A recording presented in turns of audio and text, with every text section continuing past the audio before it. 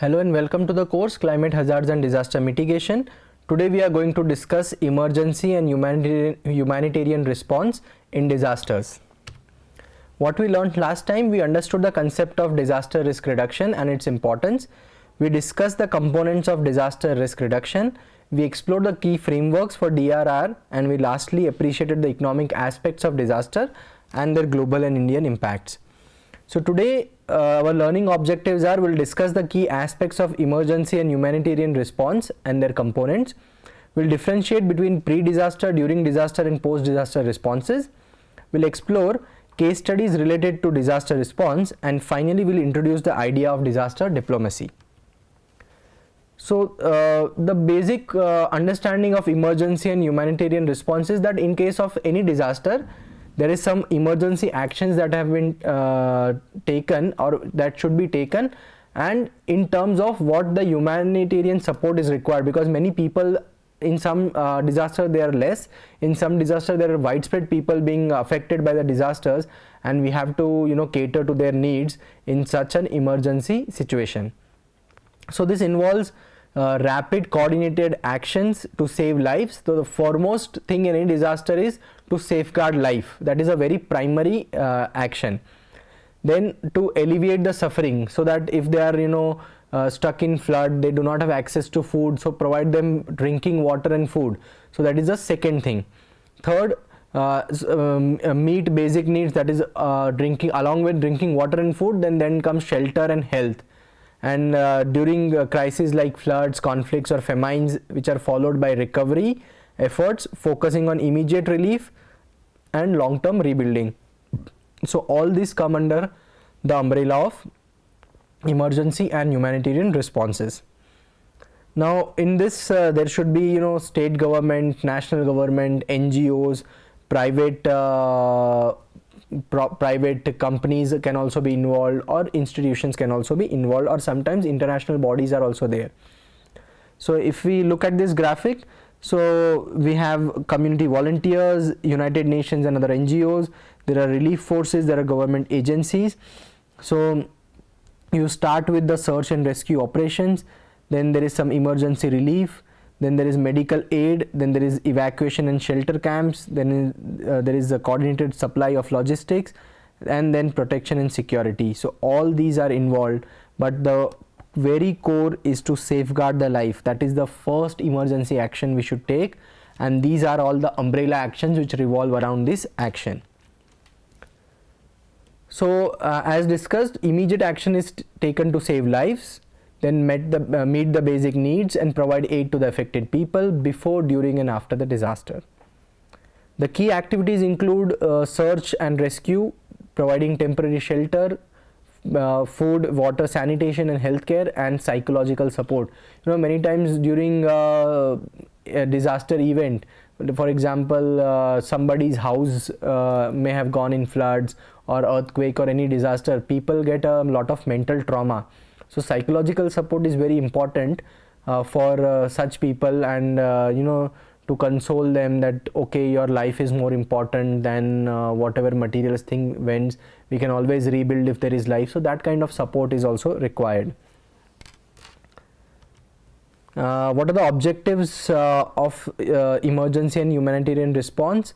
The very first objective is safeguard lives by rapid search, rescue and evacuation of affected individual.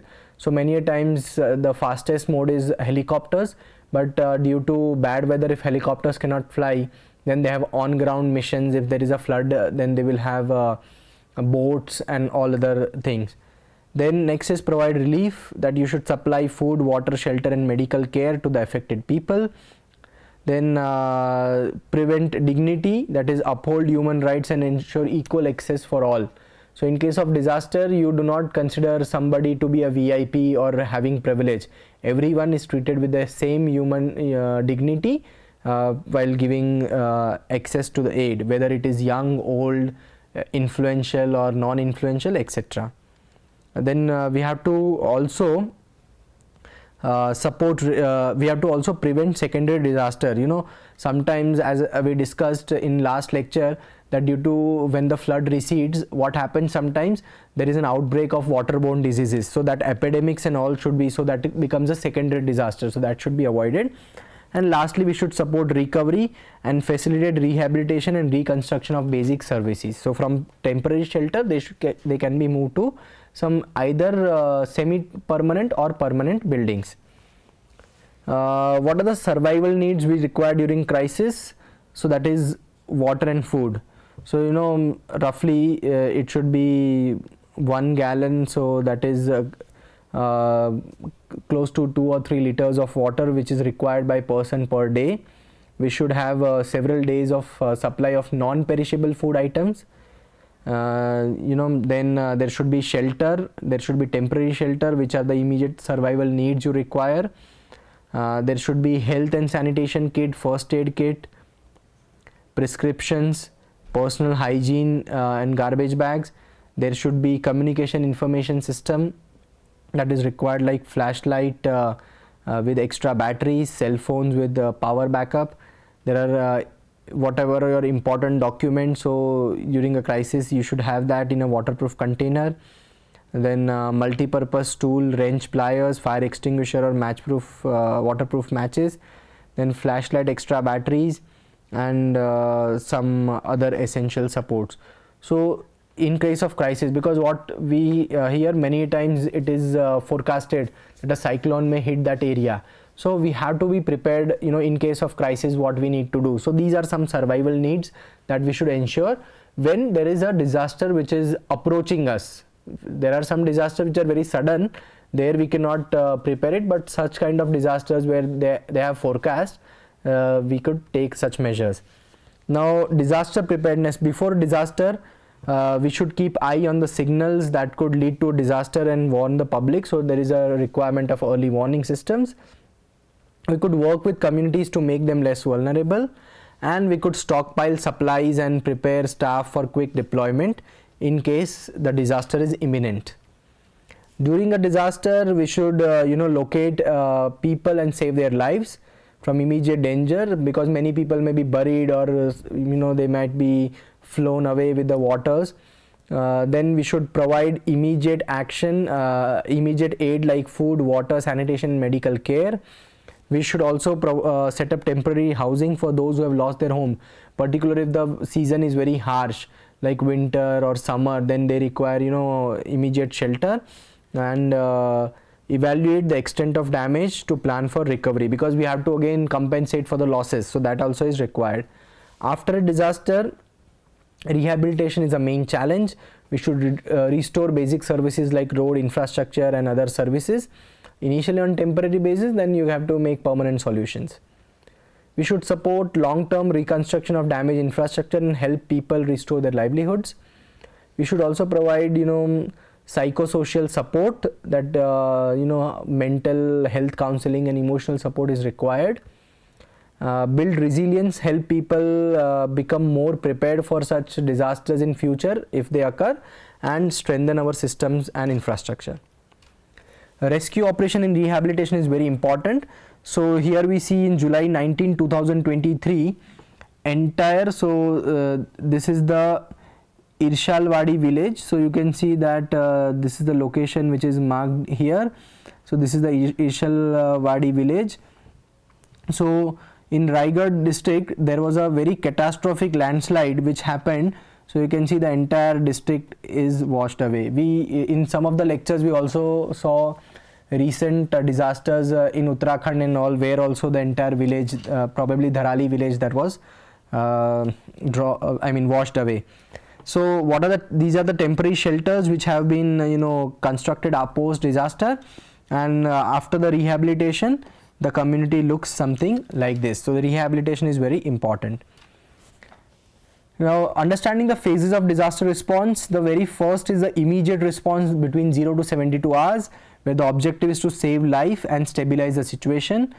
So we have to search and escalate the search and rescue operations, provide first aid and emergency shelter. Next is the relief phase, 3 to 14 days, provide essential services while distributing food, water, healthcare and temporary housing. Early recovery phase, 2 to 8 weeks, where we restore the livelihoods and community systems so that they can get back to some work and reconnect their utilities, get some support and repair critical infrastructure. And lastly, rehabilitation and reconstruction is a long-term effort. We help them build back better while ensuring resilience and sustainable development. So coming to the very first one, that is search and rescue. So we have trained forces like NDRF, SDRF who can, and local volunteers that are involved in such kind of training. For example, in 2013, NDRF and Indian Army rescued over 1 lakh stranded people. Evacuation and shelter management, organized movement of people from danger zones to safe location. Temporary shelter must ensure basic amenities, privacy and security, and priority to vulnerable groups like children, women, elderly and persons with disability. Health and medical services, establish emergency medical camps and mobile health units, control their outbreaks and provide mental health and psychological support. Food, water and sanitation, that is a very basic need. We should also check waterborne diseases are not propagating by ensuring proper hygiene and sanitation. Communication and coordination between central, state and district and local agencies should be established. Use of technology like satellite phones, GIS and social media for real-time updates, and there should be an incident command system for effective coordination. The humanitarian response must be guided by the international principles. The principle of humanity, that means alleviate suffering wherever it is found and protect human dignity. Neutrality, no engagement in political, religious or ideological controversies. If somebody is from a certain political affiliation, they should be given priority, or some religious or ideological, that should be totally abolished. Impartiality, aid based solely on need without any discrimination. If somebody is needy, they should be given it. Independence, humanitarian actors must remain autonomous from political or military objectives. India's disaster response involves multi-layered approach. So the NDRF, that is National Disaster Response Force, provides immediate relief and rescue. The Emergency Response Support System ERRS enables citizen to report emergency at a single number, that is 112, that is the number, and NDMA, that is National Disaster Management Authority, will facilitate and coordinate. So there are team of volunteers at local levels also, which are called Aapda Mitras. Aapda is mainly disasters, so they can also help in such. Then there are many NGOs also which are available. What are the government and national level response? So there is an emergency number 112 which is available. Then a specialized force which is under the Ministry of Home Affairs, that is NDRF. It provides help in search and rescue operation and rehabilitation services as well. Then there is National Disaster Management Authority, which coordinates the disaster response and recovery efforts across India, and it plays a very key role in disaster preparedness and mitigation strategy. State and disaster response, so for national, similar to national, there are state level and district level also response forces.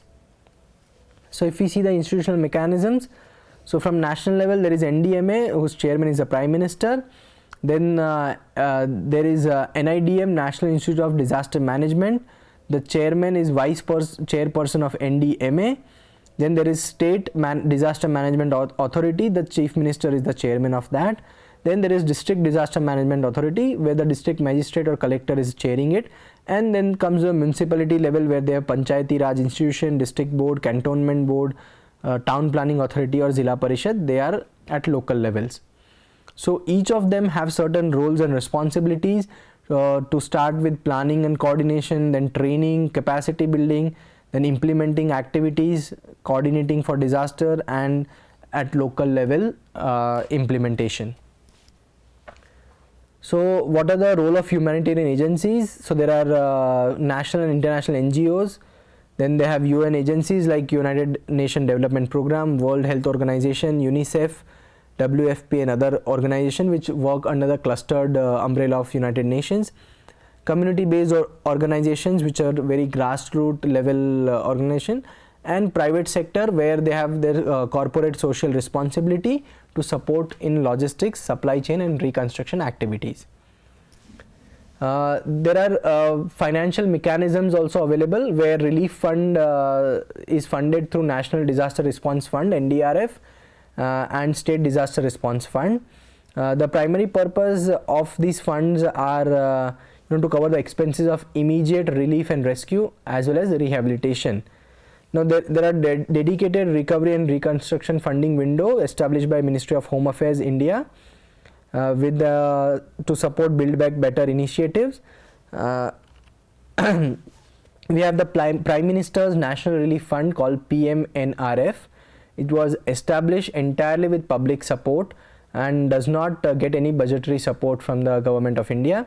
It is a fund which is raised to provide support to the people which are affected by both natural and man-made disasters. So natural disasters like flood, cyclone, earthquakes, etc. are covered. Man-made disasters like major accidents, acid attacks, riots, etc. they are covered under this. Sometimes the fund is also allocated to people for treatment like cancer, kidney transplantation, heart surgery, etc. So these are some additional clauses which are added to the fund, but initially it is just for disaster relief. What are the challenges in this? So there are coordination gaps between the agencies. Sometimes because the jurisdictions are overlapping, one agency says this is their work, other says no, this is our work, and that happens that way. There is delayed funding flow. Sometimes the bureaucratic delays are imminent. Then due to disaster there is damage in infrastructure like road networks get cut off, then how to provide relief measure, that is also a challenge. Poor signal, that is communication network loss, that also affects the emergency and rescue operation. And sometimes there are marginalized groups that may be left off in case of any disasters which are living in very distant locations. Community participation. So there should be participation of all communities there. So these are some of the best practices that can be followed. There should be an integrated command structure which is responsible for this. We could use technologies like GIS mapping, drones and early warning systems. We should ensure safety and dignity of vulnerable populations. Regular monitoring and public reporting should be there so that it is transparent and accountable. And we should have a resilient infrastructure with improved safety standards. Some case studies we will discuss. The Kerala floods. So Kerala floods in 2018, around 400 people died and massive displacement was there. So NDMA, NDRF and local fishermen collaborated for rescue operations.